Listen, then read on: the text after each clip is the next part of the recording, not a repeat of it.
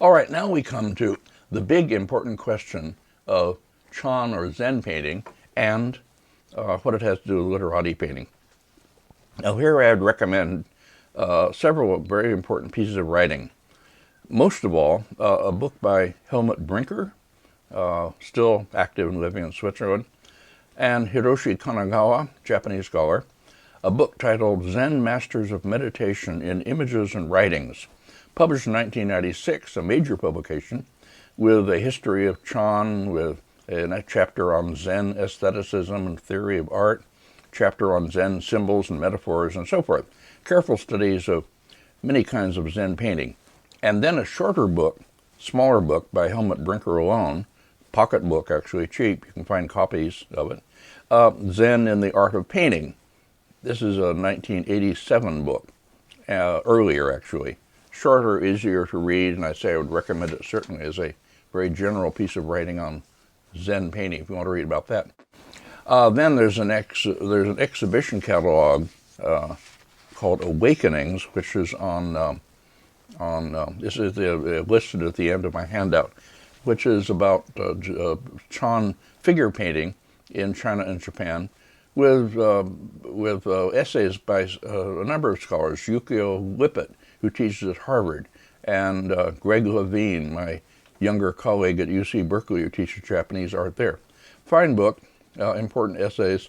Greg Levine's essay, which is about writings on Chan or Zen art, it would be enough to frighten off anybody attempting this kind of lecture if I were not too old and impenetrable to be frightened off. Anyway, it's a very good essay, and I've joked with Greg about the essay and how I am going to do my lecture anyway. Well, all right, but it's a dangerous subject, to be sure. Lots of pitfalls, and I'll probably fall into all of them. Okay, now the background of Chan painting. How do you make a connection between literati painting in the late Northern Song and Chan or Zen painting as it makes its great rise in the later 12th and 13th century?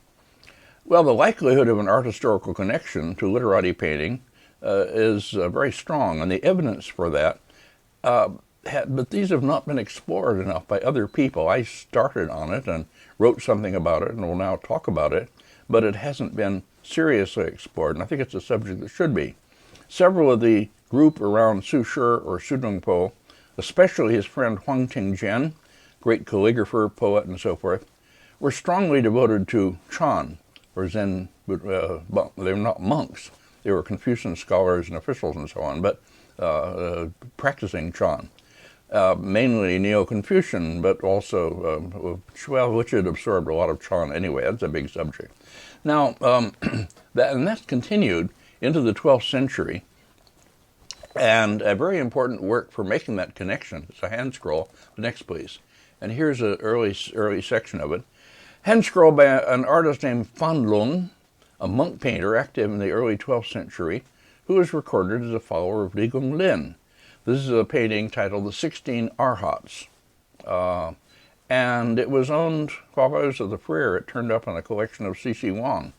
And I arranged for the Freer to purchase it from him. I recognized it as an important painting. Published a section of it in my Skira book. The scroll actually has a hidden signature of Fan Lung in it. I don't think I can show you that, but I found it after we had bought the painting. Well, it has a great series of colophons, by the way, from the 14th century on, one by Mingban, famous monk. So it seems to me reliable, very probably by Fan Lung, and a very important connection between Li Gonglin, whose follower he was, and the kind of Baimiao painting that Li Gonglin did, the connection of that with Chan painting. Okay, it begins here with several Arhats seen indoors, sitting in chairs and with attendants. These are also seen, or exist in another version of paintings attributed to a Tang artist named Lu Longjia in the Palace Museum in Beijing. I won't show that or get into it, but several parts of this painting exist also in other versions, but this is common. Old paintings or old compositions were copied. Later, I found some old slides of the hand scroll I mentioned a bit ago, ascribed to Lu Langjia, and I show one section of it here for extreme contrast. It's painted, as you see, in ink and colors on silk, and it's probably the work of some Southern Sung Academy master. The Lu Langjia attribution is meaningless. Buddhist paintings, including paintings of Arhats, were usually painted in the traditional manner, ink and colors on silk. I showed a few images of Arhat paintings by the Southern Sung Academy master Liu Sunnian as examples. This allows us to see how greatly Fan Lung has departed from this tradition by painting them in the Bai Miao manner, fine line ink on paper, in the tradition of Li Gong Lin. Here, anyway, the artist paints the Arhat seated in a chair, painted in great detail in a manner related to Li Gong Lin's Bai Miao, white drawing, a fine line drawing anyway. And he holds his hand up and he's sort of meditating, a table beside him with some kind of incense burner.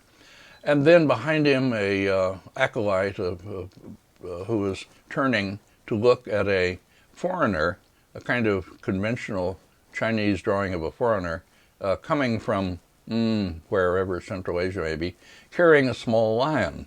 He's bringing a bit of tribute, in other words, to this Arhat. Okay, the next. Yes, here's another section now, a bit further on. Two Arhats seated in chairs, an acolyte, an attendant, a young monk, pouring from a vase, pouring water out of the hand of one of them. The two of them are apparently engaged in conversation. Okay, here, next please. Here's a detail of one of them. Well, a benevolent smile, quite fine painting. He's a serious artist. He wasn't just a simple amateur at all. This is quite fine. His hands, quite wonderfully drawn. And the robe over him. Let's see, okay, next, let's go on. A bit further on, here is a tree. And here we begin to see more clearly the relationship, the derivation, if you will, from literati painting of the late Northern Sung. Because it has some of the same characteristics as the painting by Qiaozheng Chang of the Red Cliff, to which ended our lecture number 8. Anyway, the trunk of the tree is drawn in strokes, broad strokes of relatively light ink, shaping it and giving it some texture. And then the upper part up above is a quite fine passage of mixing bamboo leaves from this bamboo stalks behind with the foliage of the tree. The next, please. Here's a detail of that. Now this kind of area, which on the one hand is flat, but on the other hand has some depth because of variations in ink tone and overlapping, and all this quite carefully but beautifully done. I mean, a sense of spontaneity, but actually very effective. An area that could simply easily lapse into simple flatness and repetitiveness by a lesser artist, but is kept interesting, visually interesting, by this kind of varying of depth and direction of the strokes, and especially the ink tone. Next, please.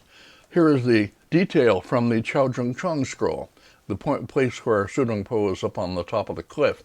And there's something about a crouching tiger. Those who can read Chinese down here in the lower right, lower middle. And here are the twisting tree trunks and branches going through the foliage, and pine and leafy trees making up this quite wonderful area. Well, you can see the affinity here. You can see what the Fan Lung has taken from this tradition. These two artists were painting probably about the same time, not much difference. Both maybe early 12th century. Okay, then this is the section next. The section that I represented in my Skira book. Quite moving, I think. An Arhat pausing to lean against a tree in a landscape. The wind is blowing his robes and his tassels of his belt. or the thing ties his robe together. He has taken off a broad hat, woven reed hat or something, and laid down his staff, or here up to the upper right, with a string that looks like a fishing pole. Must be his staff anyway. And he is simply leaning on the tree and meditating. And two deer, seen at the left here, are bringing flowers in their mouths as offerings to him. And then all that, along with these wonderful tree trunks that curve expressively and define the space, but also echo the curve of his body, is anyway a very moving and powerful passage, I think. Here's the figure up close. Well, it's like it's like Li Guanyin in some ways. On the other hand, it also foreshadows figures in Zen painting, pictures of Arhats, figures of enlightened beings, and puts them in settings. Okay, the next, please. Further on, this is the section somewhere around the middle of the scroll where you see a procession coming out of the distance. I don't know what's going on exactly here. I never did quite figure out what the interpretation of the scroll is. I think you may have taken bits of older compositions, maybe. At any rate, this also recurs in other versions. I remember there's something attributed to Liang Kai that has this passage in it, and another Ming version attributed to Chou Ying. Anyway, somewhere around here, by the way, is where there is a hidden signature, which anybody who wants can find it. Look hard. No, I mean, not on the sides, but I mean the real painting. Here, an Arhat accompanied by a tiger, probably the Arhat whom we'll see in other versions, who used to go around with a tiger companion, is seen coming out with a Confucian figure. Now, what is going on exactly, I can't tell you. I don't know. And behind them, a retinue of demons, and bands streaming behind them quite dramatically. Okay, the next. A little further on, here is a waterfall, or small waterfall, coming down from a lotus pond up above. And the rocks, the landscape masses are drawn, as you see, not with any texture stroke system, but just in rather loose painting of dark and light, something like the Qiao Zheng Chang painting, not too unlike, a little more dramatic maybe, and dots along the edges of the forms, as we've seen in other paintings. The next, please. Then here, the end of the painting. The upper edge of this, by the way, this strip, it's lost something that's been taken away and had to be, that's repainting, it had to be put in to bring it up to the right height. But this is probably the original ending of the painting, where we see an Arhat in meditation in a kind of cave behind a waterfall, seated on a ledge, and surrounded by these powerful rocks and some hanging vegetation, and a bush just below him, and the water streaming down. The next, the detail, please. Here, coming in close. Here's this figure wrapped in his robes, completely sort of self-enclosed, enveloped, completely in meditation, oblivious, on a straw mat. And then, if you look hard, you see behind him, or to the right, crawling away, there's a serpent. The parts of the serpent seen through these streams of water coming down. The idea being, presumably, that he is so self-contained and so impervious to outside whatever, the noise, everything, the serpent, don't bother him. It's an image, that is, of the perfect meditative state. And here's the slide of the waterfall showing the head of the serpent crawling behind, and you can see between the streams of water, and this powerful lunging rock form here. A very fine scroll, and very important for making the connection between, which I would see, between literati painting and later Chan painting. Now, next I'll show briefly an odd Arhat scroll that's in Kansas City, one of the paintings that Larry Sickman bought. This is in the 8 Dynasties catalog, where they date it to the Southern Sung period. I think that's right. It's called tradition of Guansu.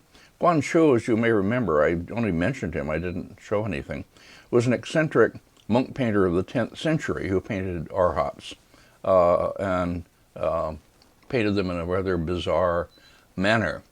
This painting has, again, inscriptions and seals of the Qianlong Emperor, so it's another picture that was acceptable to the literati in a way that proper Chan painting wasn't. It was antique, it was sort of bizarre, it fitted their notion of the oddity of Chan painting, which could be kind of dismissed as a kind of something strange, and anyway, that. And here's the Arhat leaning on the tree, like the one in the Fanlong scroll. It's not nearly as fine, I think, as a work of art, although very much worth having. Sigmund was right to buy it, certainly. He didn't make mistakes, I've said many times. And here again is a deer at the right with flowers in his mouth. The deer that is bringing offerings to the Arhat, who leans on the tree, as I say, with his staff and looks out at us. Here's a detail of it. Well, the drawing is in big, continuous brush strokes and quite strong, meant to be strong. And the face is kind of grotesque. Next, please. Here are two Arhats making their way through the landscape, and a deer carrying their small roll of scrolls, I guess it is. One of them holding something in his hand, the other looking down at it with a fly whisk in his hand. Anyway, lively, but very much on the surface, and not much depth in either expressively or formally. Okay, but an interesting painting and very much worth having, as I say. And here is a seated figure from a part of the scroll, holding something on his bag. And again, you can see the line drawing. Well, this is what the literati accepted as the Chan or Zen tradition, and as I say, it was acceptable as that. A good painting, but not up to the Fanlong painting in my estimation anyway. And here, I didn't show it before, I think, are two of the hanging scrolls. There's a series of Arhat paintings attributed to Guansu in the Imperial Collection in Japan. Hard to see, but very often reproduced. And these are two of them, bizarre. One of them in a cave, the other one monumental and archaic, bizarre indeed. All right, next. So much for that. Let me next, please. Now then, another link, I think, between late Northern Song painting and fully developed Chan painting in the later 12th century and beyond, is this small painting. It was owned by the dealer Yamamoto Sogoro, wonderful man, now deceased. He knew an awful lot, I mean really, about painting, and had a great eye for Japanese painting especially. He collected a lot of Chinese paintings too, huge collection. His son now owns this and is turning it, I think, into some kind of a study collection. At any rate, this is a small painting which I had in my Sogenga exhibition. It's reproduced in that catalog for the first time, as far as I know. A painting with two seals in the right corner, lower right corner, by an artist by the name of Zhiyong Lao Niu. Lao Niu means old ox. His dates were 1114 to 1193. I think this painting could well be really by him. It hasn't received as much attention as it deserves in that way. Now, there's an old article by Shimada, an important article, never translated into English, but if you look up Zhiyong Lao Niu and my index of early Chinese paintings, page 77, you'll find a reference to this article. And it's about Wang Liang Hua, or Morio ga ni Tsuite was the name of it. Wang Liang Hua meant something like apparitional painting. That is, paintings that didn't seem to be real things, but more of apparitions, or things mysteriously semi-seen. And it was a manner of painting that made the images somehow blurry or blending with the background, or so undefined or unclearly defined that they were like apparitions. Well, I think the drawing of the ox in this picture may be a clue to what apparitional painting was like. It's a painting of an ox and a herd boy, as you see, and a bit of ground down on the lower right, a slope.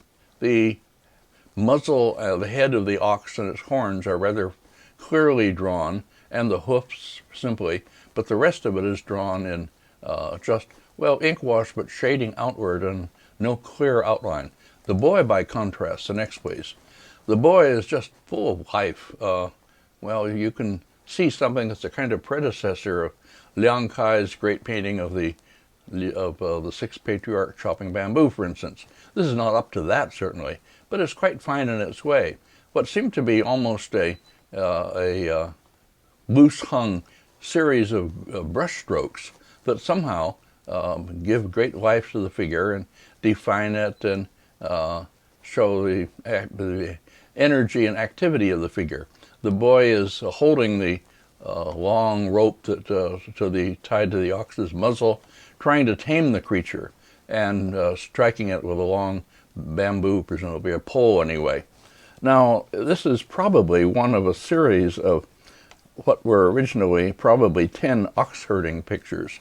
You'll find in the Fontaine and Money Hickman book, Zen Painting and Calligraphy, number 49, a Japanese series in which they discuss this series, and there are other places where, at any rate, the 10 ox herding pictures in which the herd boy finds the ox, tames the ox, rides the ox, eventually the ox disappears, was a kind of metaphor for the gradual attainment of enlightenment, a whole series of stages, and they were used for teaching about enlightenment. So that's what the picture probably represented, and it may have been part of a series of that kind. Here's the ox pulled by the rope, turning its head, but resistant, heavy.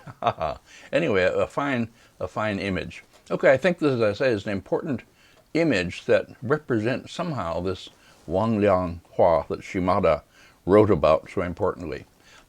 Now here's a triptych in Japan. This is in the Myo Shinji, one of the Chan temples in Kyoto, with two side pieces by an artist named Li Tre. Li Tre is a recorded pupil of Liang Kai, who was active as a member of the Sung Academy and followed Liang Kai as a figure painter, presumably. These are, I think, maybe his only surviving works. One of them, the picture of Butai at the left, is signed. The other one has his seals. Inscriptions written above are by a 13th century Chan monk. The picture in the center of Bodhidharma is by someone else. And I should say here that the practice of making triptychs like this is quite Japanese. The Japanese love them. They love to hang triptychs. And the Chinese didn't. So what the Japanese would do was take a pair of paintings from China and combine them with a single painting in the center.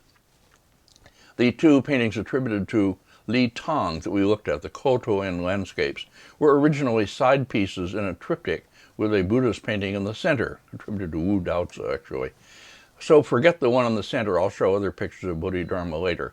And I'm talking now just about the two paintings by Li Tre on the left and right. Here, by the way, you see the wonderful Japanese style of mounting, something like old Chinese mountings, but different too. Okay, here's the painting of Butai, or Hote, Japanese. This is a fat, sloppy monk who wandered around the landscape carrying a huge bag of essentially trash, belongings of some kind. And in the 9th, 10th century monk, prominent in Zen Buddhist painting. He was said to be an incarnation of Maitreya, the Buddha of the future. Each of the long world periods, kalpa, in the Buddhist system, the Mahayana system, was represented by one Buddha who comes is manifested on earth. Shakyamuni is our Buddha, and Maitreya is the Buddha of the future.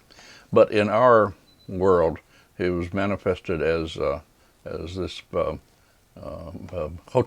Butai. Okay, holding his stomach. Here are the next, please. Here's the detail. That is not from the original, unfortunately, rather too contrasty. But you can see, holding his stomach with his hand, the hand rather firmly and carefully drawn, the rest loosely, and head turned up as if he's laughing at the moon. Actually, it's another character who is often seen laughing at the moon. But this, anyway, he seems to be doing it here. The next, please. And here is Fungon, the priest who went around with associated with a tiger, with a tiger pet or friend, and is sometimes seen sleeping with a tiger and so on. Okay, here, leaning on his staff, looking out at us, full face, the figure drawn in loose brushstrokes and pale brushstrokes again. And here, a detail, here the tiger drawn more firmly, carefully, looking rather pleased and pussycat-like, as the Fungon's tiger often does.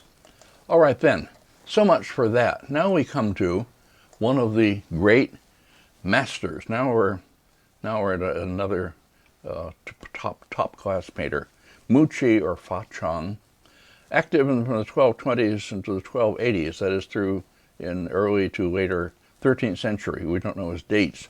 We don't know an awful lot about him, I'm afraid, partly because the Chinese who recorded information on artists didn't bother to record much on either Chan artists or Southern Sung Academy artists.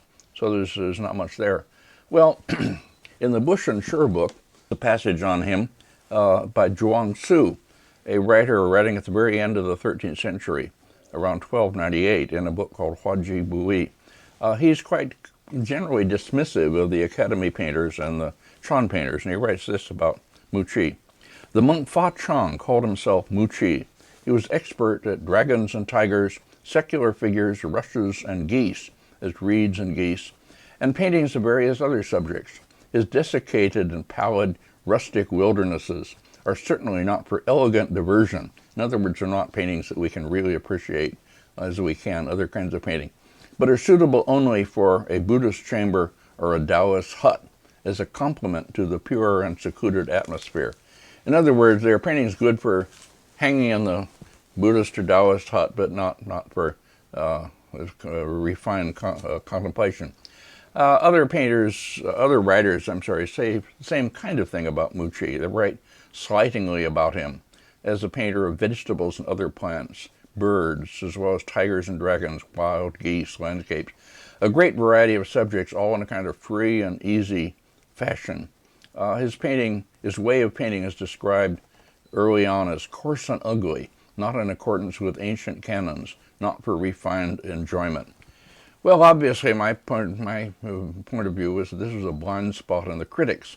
Both Muqi's subjects and his style kept him from receiving critical approval. In China, the Japanese, by contrast, have admired and acquired his works and treasured them and seen him as a great master. Like Liang Kai, it's a case like that of a rather significant split between the two cultures. Okay, I'll continue as I go on, but I'm showing now to begin with the great triptych by him, I can say by, not just attributed to, in the Daitokuji in Kyoto. If you're very fortunate, you can go there on a day when they're doing their airing, and you can see these. These are three paintings brought together in Japan, I hasten to say. That is to say, the Guan Yin, Japanese kannon painting in the center, was separate and probably just a single painting, and the paintings of a crane on the left and Mother Gibbon and child on the right were added, put with it, in Japan to make this triptych. This is reproduced everywhere. It's in, well, the 3,000 Years book, Saran, everything. Everybody has it. I myself reproduced the Gibbon's picture in my Skira book, as you'll see. Okay, now going on. Yes, here's the same painting. These are, the Guan Yin painting is 173 centimeters high. The others are slightly more, it's 174 anyway, but about the same size. But were not originally together. They are painted on silk and ink, completely ink monochrome except for a single spot of color, and that is the head, the red spot on the head of the crane.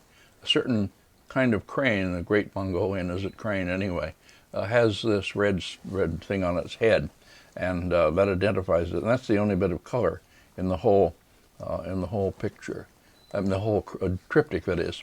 Okay, let's look at the Guan Yin painting. Here, Guan Yin is the most popular bodhisattva in the Far East, and or Kannon in Japanese. Very extremely popular. Turns into a kind of women's image, prayed to for easy childbirth and all that. Many, many different images of Guan Yin. There's Yu Jun Fang, a very fine scholar, teaching at Rutgers, is it anyway? She has written books and articles on Guan Yin, very fine. Guan Yin, the Bodhisattva is the image, is the being just below the Buddha in the Buddha system. One rises or moves toward Buddhahood, escape from all the, well, I won't give you Buddhism, by a series of rebirths in which you perform good acts and so on. Now, the Bodhisattva is a being just below the Buddha, able to enter Buddhahood, but choosing by choice to remain on earth and help with the salvation of other beings. And so it turns into a kind of savior figure. Guan Yin is the most famous of these, the most popular, and endlessly depicted. Guan Yin is seen here in one of the many kinds of images of Guan Yin, seated in a cave, overhanging vegetation coming down from the top. This is a kind of composition related to the kind we've seen in other 13th century paintings, that is with their heavy materials in the upper part and the figure in a space down below, sort of below, coming out from below that. And here, water below and a vase with a willow twig branch beside her.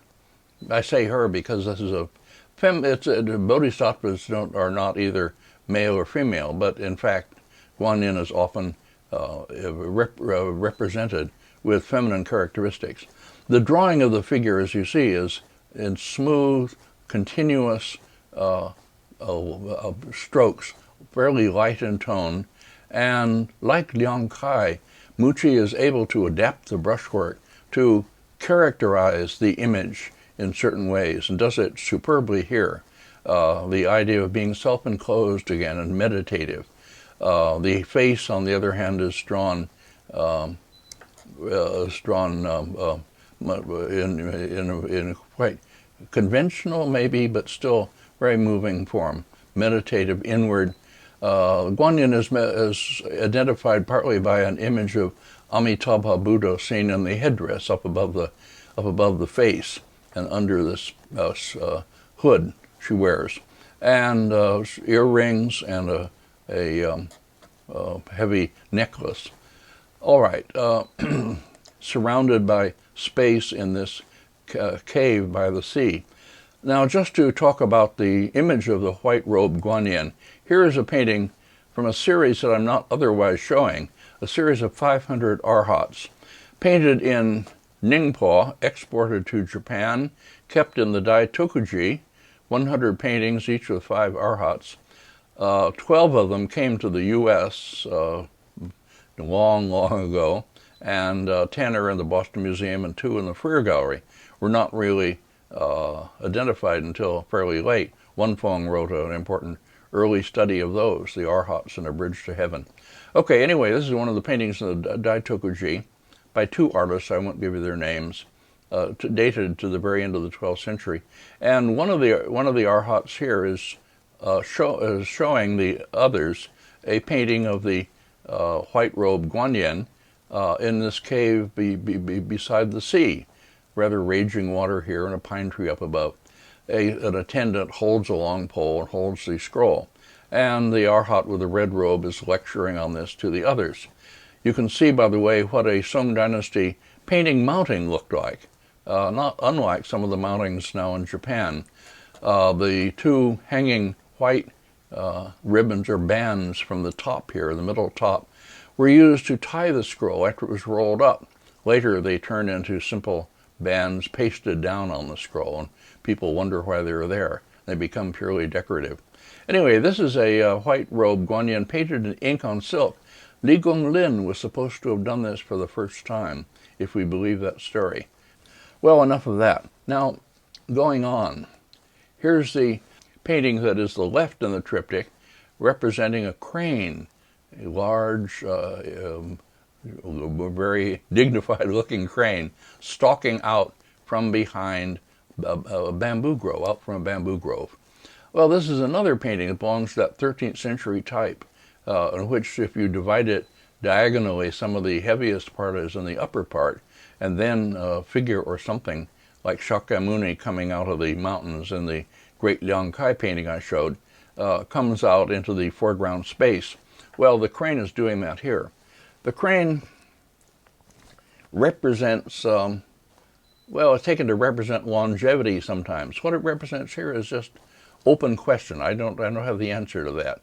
I used to have students writing about it and guessing at what it meant. At one time, when the paintings were considered to be a triptych, there was a suggestion that the Guan Yin represented true enlightenment, while the two side pieces represented vain or futile attempts to reach enlightenment by the wrong means. The crane would be the wish for longevity. The gibbons, or monkeys in some cases, monkeys are sometimes shown as a kind of parody of the human idea of wisdom or intellection, which is not what gets you anywhere in Chan or Zen. I don't think that that's the case here. I don't think that these gibbons are representing any parody of human failings. Not that at all. They're much more profound than that. Okay, now going on to the other one. Here is this quite wonderful big painting of the mother gibbon and child far out on a branch of a tree, which comes from the lower right and pushes way off into the upper left, out into the distance. And then another branch comes down from this just below the gibbons and sweeps down into the lower section. Well, that much still is preserved from the more or less ubiquitous Southern Sung composition. One diagonal and then something occupying part of the one of the spaces. But that's about all. Otherwise, there's not much of Southern Sung style here. It's certainly quite different from Academy painting, different from just about anything you can think of. Brilliantly original, in fact. Okay, here is a detail that I made from the original of the upper part of this tangle of branches. I remember looking at this slide with Cixi Wang, and Wang would say, well, look, Jim, this is obviously bad brushwork. He really is. He's not a good painter, not a painter with strong brush. And I would try to convince him that Muqi had to avoid using strong brushwork or good brushwork in the literati sense in order to achieve what he achieves, in order to achieve effects in keeping with the whole Zen or Chan idea of their relationship to the world. Muqi's brushwork is not simply calligraphic and strong in that sense, but rough, deliberately rough, and a certain lack of discipline, even avoidance of it. And he often, as I say, seems unconcerned with brushwork at all. His brush strokes manage their representational function, but he seems to be deliberately avoiding so-called good brushwork, which turns the image into conventional form, readable as a configuration of brushstrokes on paper or on silk, which is the last thing they wanted.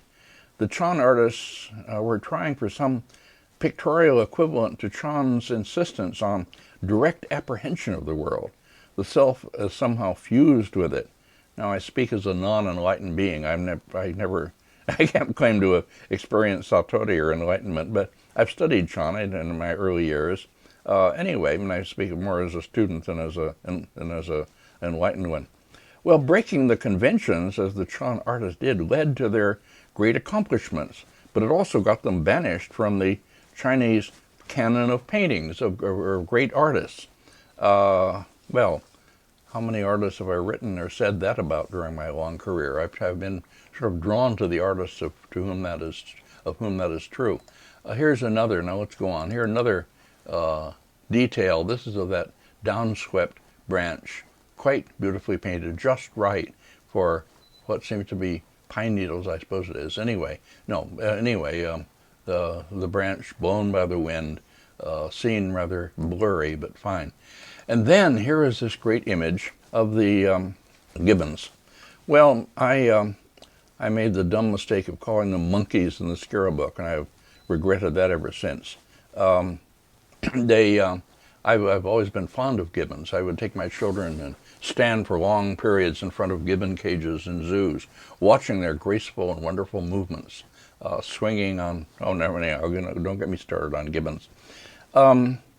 Well, let's see, what else to say about this? I used it in my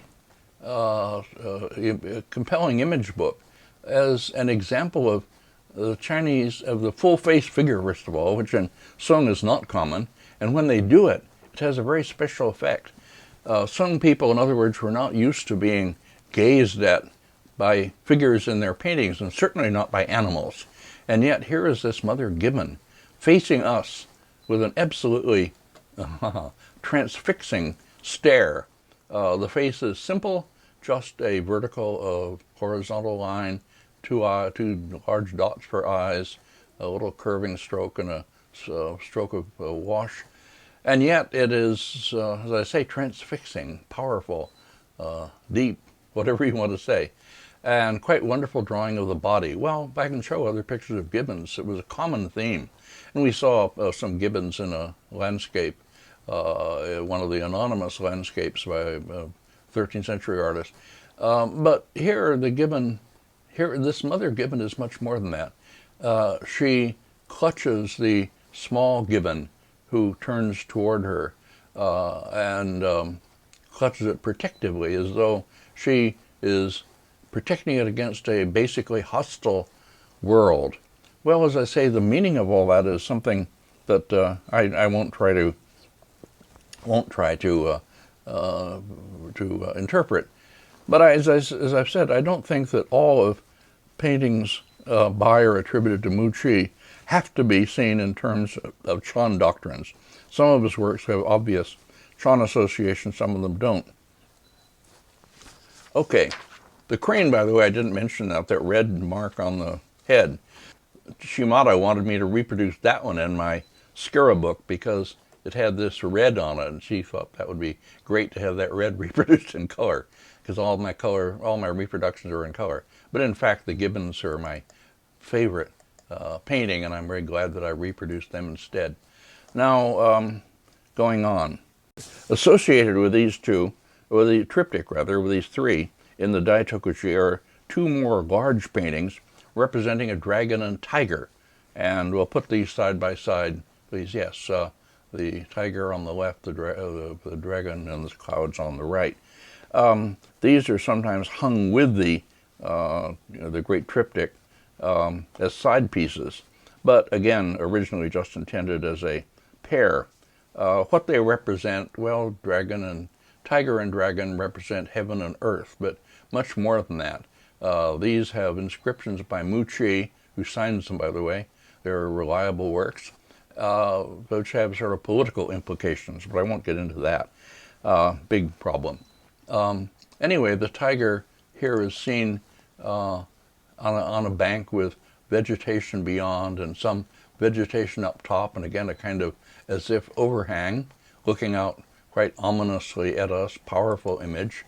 And then the dragon here in the right piece is seen in the clouds, again quite ominous or threatening, riding the clouds, sharp horns and exposed teeth and mysterious eyes. Powerful paintings. There are a pair like them, not as good, but like them in the Cleveland Museum in the Eight Dynasties book. I had them also in my Southern Sung exhibition, all bought by Sherman Lee. And there are other pairs associated with Muqi of tiger and dragon pictures. Okay, enough for that. Now here, the next please.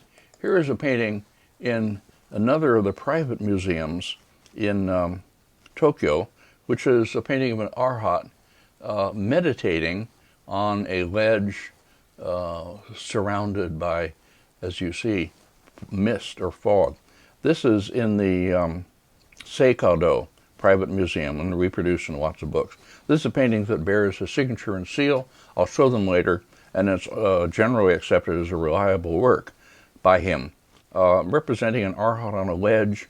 And here, interestingly, powerfully, the landscape forms, the rock forms, and the bamboo and foliage all point in, push in toward the Arhat. And in fact, the mists seem to do the same, as if he is somehow being almost attacked by these forms. It's a little like the Liangkai picture of Shakyamuni emerging from the mountains, which has the same character. The landscape forms and the trees all seem to push inward toward him, powerful, as if he is being threatened.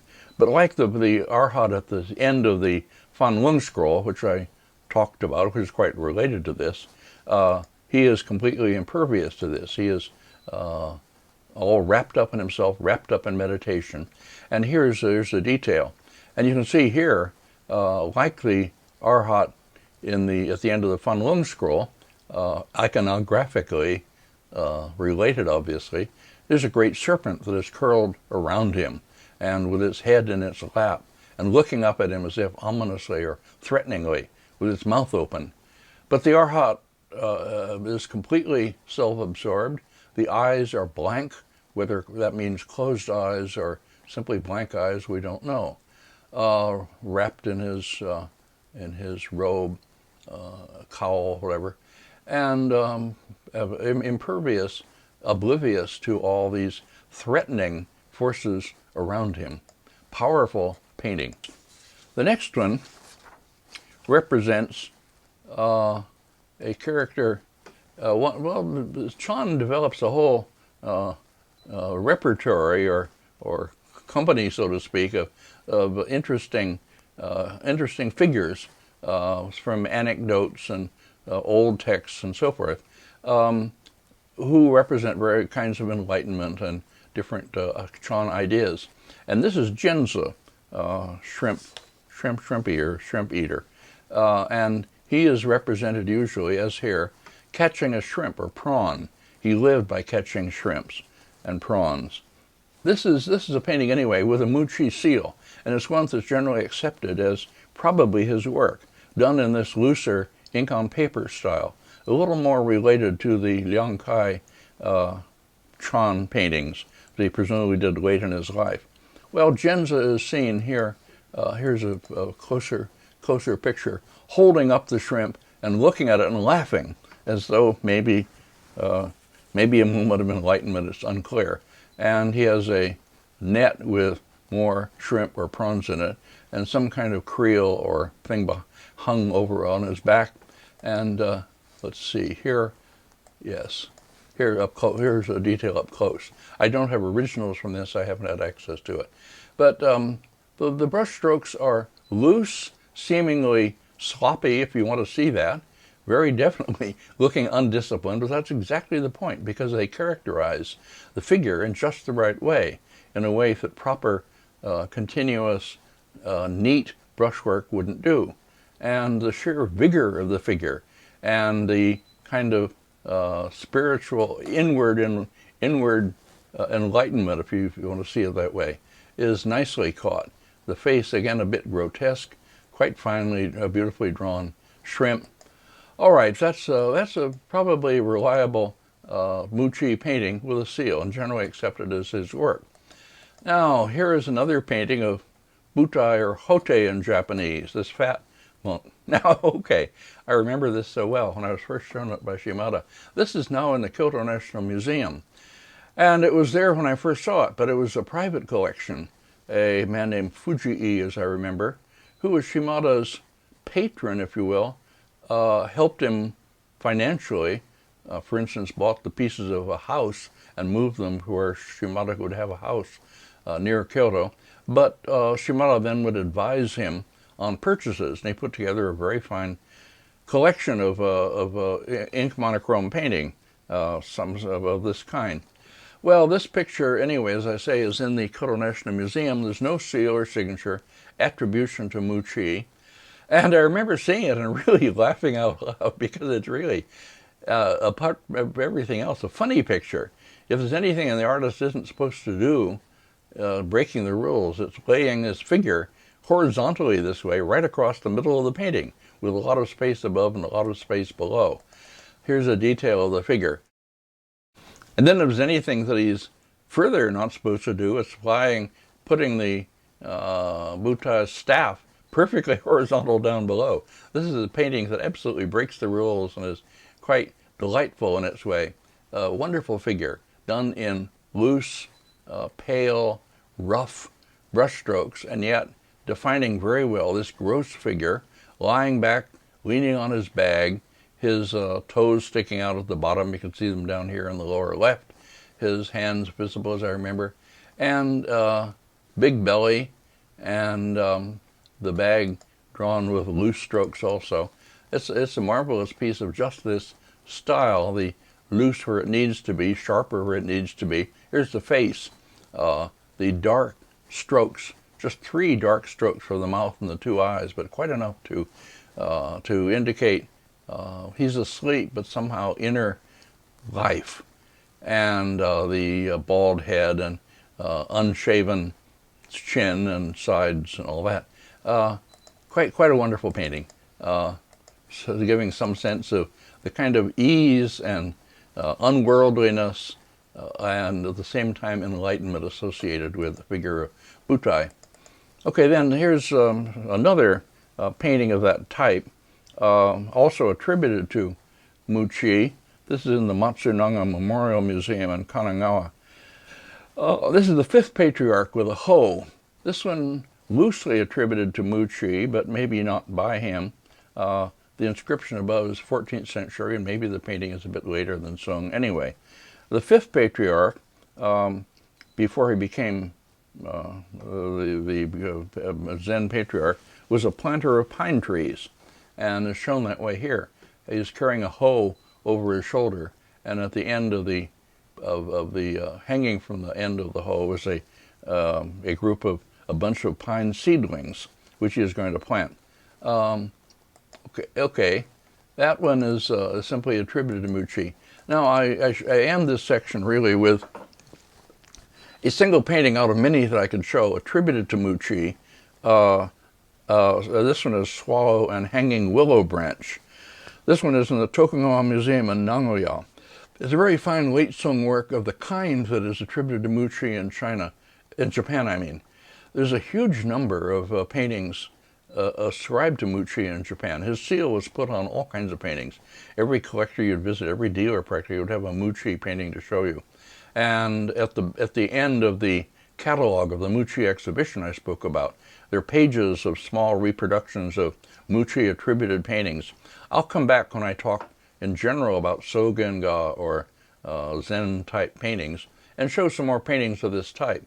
Here a windblown willow, I think it is, up above, hanging down, and a swallow swooping over the water down below, understood water. Quite a fine painting, but belonging to a type that Muqi is supposed to have done. There is a famous painting of a myna bird on a pine tree in Suran, and I'll have it in my handout, which is attributed to him and so on. But anyway, we probably did such paintings. As I said, all the writings on Muqi make the point that he painted all these different subjects. But which are the ones are really to be attributed to him is still a question. Okay, finally for this section I'll show the famous, tremendously famous, rightly famous, Muqi persimmons. Now the next section will be somehow centered on this picture. It used to be, this was, well, it was everybody's favorite Zen painting, so to speak. And if there was one painting that everybody knew, this is way back in the 1940s into 50s when Zen was having a great surge of popular interest, and this picture would be reproduced, and we would be told that it's, one gazes at it in wonderment and nothing to say. I, by contrast, will say a lot about it. I'll be talking about this in the whole next section. It'll be somehow centered around this and some related paintings.